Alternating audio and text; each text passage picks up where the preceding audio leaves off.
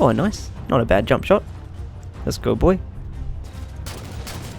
Get over here. Yeah, that's not bad. Cheeky, cheeky. There we go. Yeah, that's okay. Oh, I didn't think I'd get that one. That was a while away. Yes, we got the clip. Fuck yeah, that's not bad. Oh, yes! Yes, we're still going! Oh my god, I'm a god. I am back.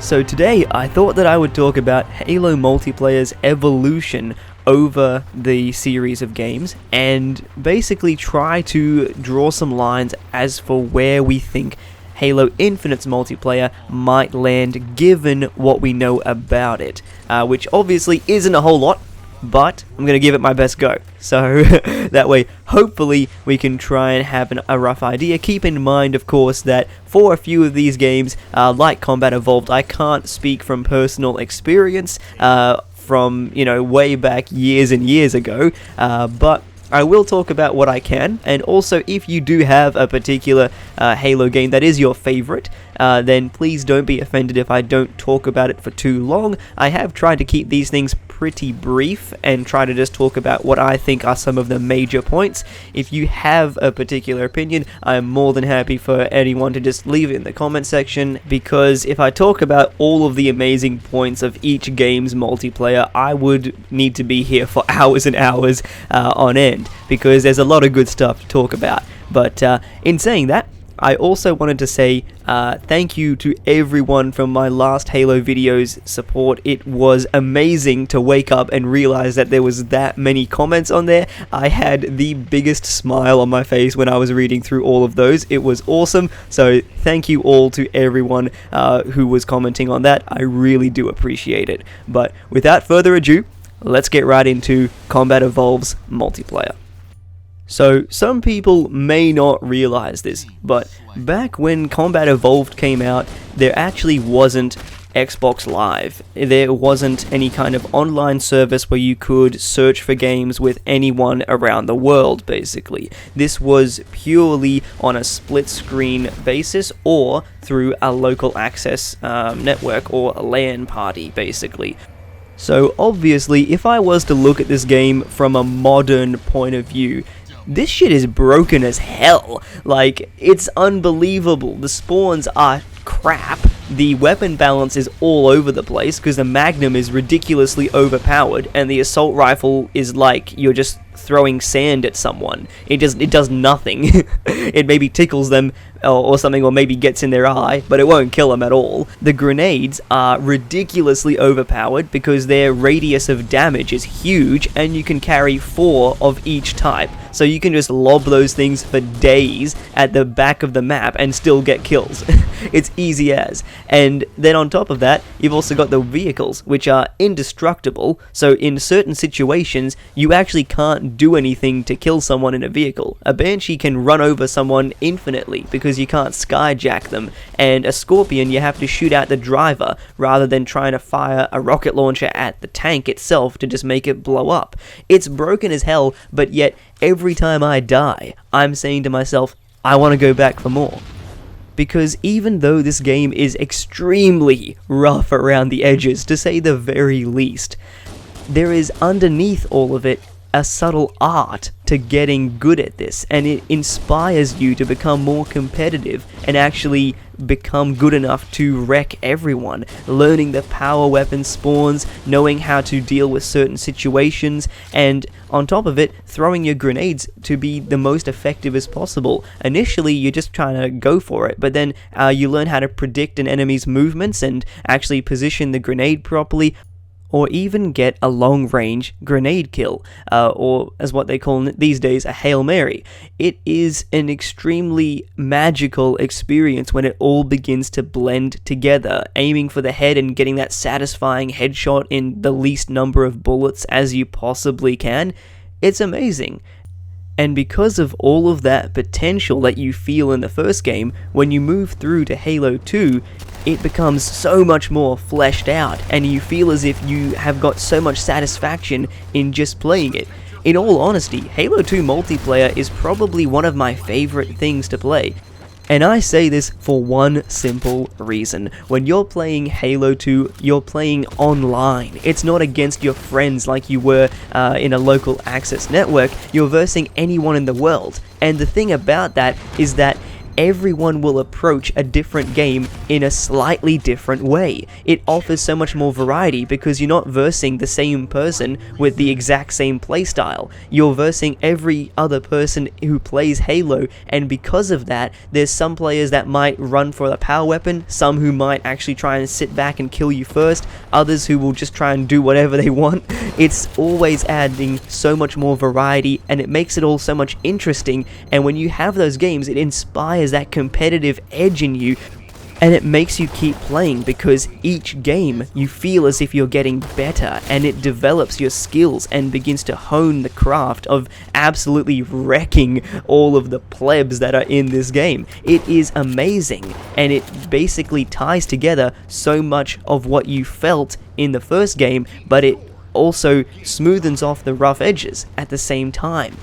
And like I said, when it came to Combat Evolved, you begin to notice the layer underneath the multiplayer, and you start to see the strategy and the tactics to it all. It becomes so much more than just a energetic running around like frantic mess that was the first game. You begin to see the art of just stringing together your kills into a longer streak, and also beginning to manage your power weapon spawns appropriately, and coming at things with much more of a plan that is constantly changing. And that's the kind of multiplayer that I really enjoy to play. Now, Halo 3. I say this with a lot of comfort in my mind that this game is near perfect, or as close as any multiplayer experience could ever get, because there is so much that just screams out that it is the culmination of the past two games. It is not just sanding down those rough edges, it is polishing them to basically perfection. It is just an enjoyable experience overall. I can't really find anything to fault this game on except for maybe the equipment in multiplayer, because it feels very situational. You have to pick it up and then use it in the right situation, and most of the time I don't have the right situation to use a bubble shield unless I'm sitting on a objective and I've got an energy sword, and then bang bang, that objective is now mine for the next 30 seconds.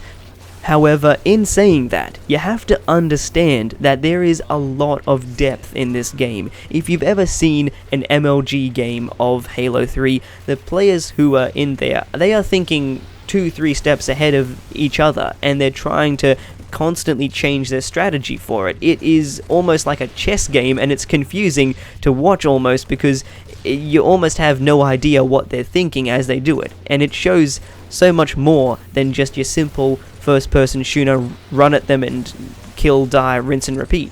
The game also introduces so much more community involvement through Forge and the ability to produce your own productions. I remember watching The Forgotten Spartans, which is one of, if you ask me, the best Halo machinimas that are out there. If you haven't seen it, I'd actually recommend that you do, because they came back and they finished it off, and it was very satisfying, so I really enjoyed that. Enough of the plugs though.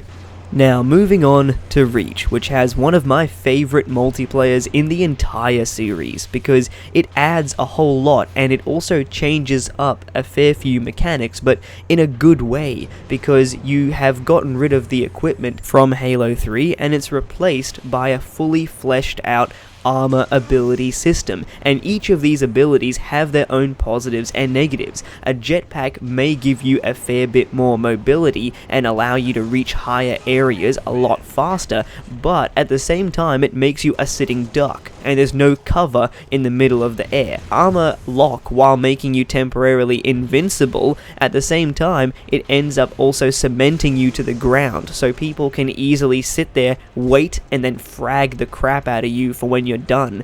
So because of that, it creates this amazing balance where it's all able to be fully countered, and it's not situational like the equipment was from Halo 3. You can always use it no matter what kind of game you're in. The sprint mechanic was used more so by the pro players, and if any of you are wondering, obviously from the gameplay, I use a jetpack because I'm a pleb, and I absolutely, for some reason, love becoming a sitting duck, but I guess I just hate stairs, because I'm a lazy little shit.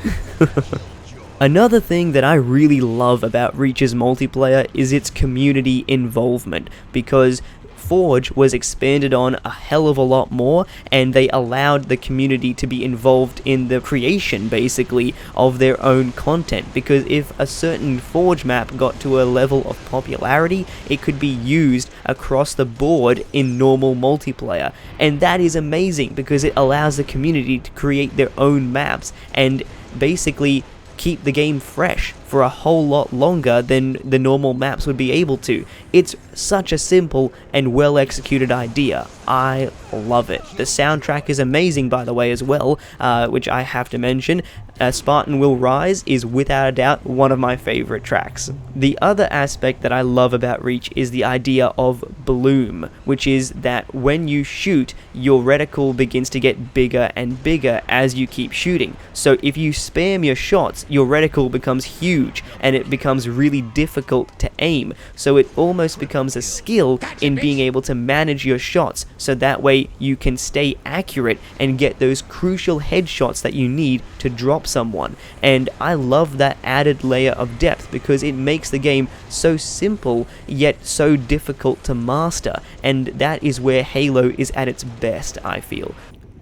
Halo 4 I have some very mixed feelings about, because initially I actually didn't mind it. I felt as if it was a fresh and new take on Halo that allowed the game to stay moderately fast-paced.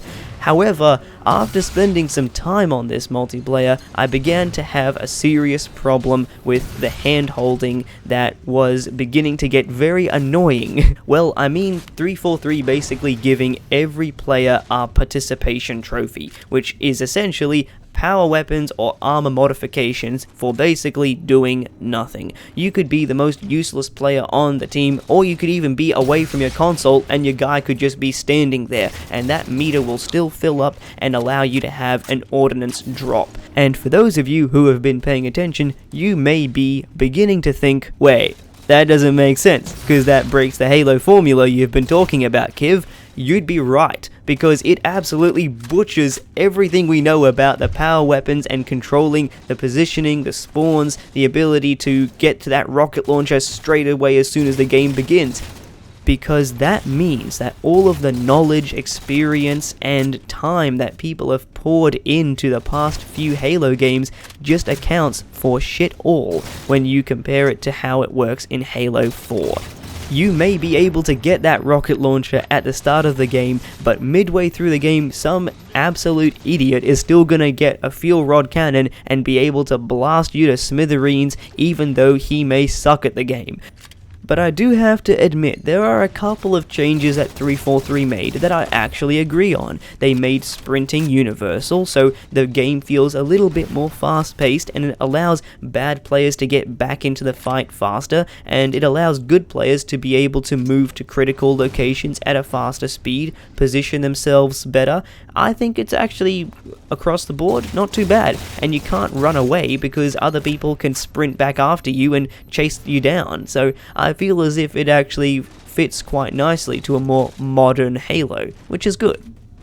Surprisingly, one of the things I actually really like is the hit detection and gunplay, because it actually doesn't play all that bad. I feel as if my shots are actually hitting when they should be, and it doesn't feel as if my shots are just being thrown into nothingness sometimes, as is a common problem in some of the older Halo games. So I do appreciate that, and it hasn't gone unnoticed. Also, the maps in this game are not memorable at all. I can only remember Ragnarok, which is the remake of Halo 3's Valhalla, but if you were to ask me to name any other map from Halo 4, I would not be able to give you an answer, and I think that says a lot. Halo 5's multiplayer is, well, to be frank, it's a mess. It is all over the place. My main issue with this game is the continued issue of hand-holding, and 343 basically making the decision to try to appeal to your casual gamer who will pick this game up once a week on a Friday afternoon. I think that's the wrong direction to go in, because previous Halos have had a huge amount of success because they were competitive. And the thing about casual gamers is that they're not going to stick with a game through thick and thin. If there is something that's wrong with the game, then they're just going to drop the game and pick up your next AAA shooter. So it's not a good idea to basically design a game to appeal to those people. One of the design choices that I'm talking about is the thruster pack, and I will be straight honest about this. I do not like it, and I think it does not belong in Halo, because it really throws the formula out the window. In every other past Halo, grenades are integral to how you actually go about your gunfights. It just doesn't make sense to have a mechanic in there that allows people to so easily dodge grenades. It doesn't make sense to me, and as soon as you come across more than one person in this game at a time, you're done for, because it's so increasingly difficult to get kills with a fast time to kill, and you're dealing with more than one opponent. True, you may say Halo's evolving, it's changing. Well, in this case, it's just evolving backwards. Please insert the PewDiePie meme. There we go. Then you've got things like the Spartan Ground Slam or the Spartan Charge. I don't know what exactly they call that in the game, but both of those mechanics, they just don't make sense to me because there's no clear-cut way to avoid them as far as I know. And that's where my problem is. There's no push and pull, there's no way to counter it, and because of that, I'm not a fan. It just doesn't make sense. There are some things that have been added which I do enjoy, such as the added customization of assassinations even. I love the fact that I can go up to someone, not only stab them, but also kick them up in the air in a unique way. I really do enjoy it, and I think that that's a good addition and a way that they've built up the game in a very enjoyable way. As far as the sound design goes, I actually don't mind it in Halo 5 Guardians. I feel as if the sounds are all grounded and realistic, they sound punchy, so I actually don't have any complaints on that end. I don't really have any opinion on Warzone because I'm just talking about normal PvP multiplayer, so I'm not going to comment on any of that, but one thing I do really like is the addition of the perfection bonus, which is basically if you get only headshots, then it's so satisfying to see you get rewarded, and the special announcer voice, it is extremely satisfying, so I do like that a lot. But at the same time, I also don't like the idea of getting medals for just using a particular weapon and getting a kill. Like, if you get a rocket launcher kill, you shouldn't get a pat on the back for that, because it's pretty easy to do, so I don't really understand that. So after talking about the previous Halo multiplayers for so goddamn long, I apologize, I did not mean for it to take that long, but where does that put us for Halo Infinite's multiplayer? We know that it's going to be a spiritual reboot, so as far as I am concerned, it's not going to be too similar at all to Halo 4 and 5. What we are going to see is a multiplayer that's probably more similar to Reach. Look, I honestly can't speak for too much details because we basically know next to nothing. From what I've seen of Halo Infinite, it does seem like 343 is listening to us. Anytime we have any kind of promotional work, any kind of videos of how things are in office, obviously you can see the passion that they have for Halo. So I would really hope that they continue to listen to us, at least from what we're seeing, and really kick a lot of the ideas from Guardians out the window and introduce us back to a game that really reminds us of where Halo should be, while at the same time making those small additions that they have been able to make that work for the game, like adding a sprint system, making the assassinations more detailed. Those are the small things that we need to really help enhance the experience, and that's where I think Halo should be. But that's just about it from me. If you guys have an opinion on Halo Infinite's multiplayer and how you would like to see things, then please feel free to let me know in the comment section down below. I always appreciate any kind of suggestions and ideas. A lot of you have some really interesting and cool concepts that I would love to see. So, that's just about it from me. I've been Kiv, and I'll see yous all on the next one.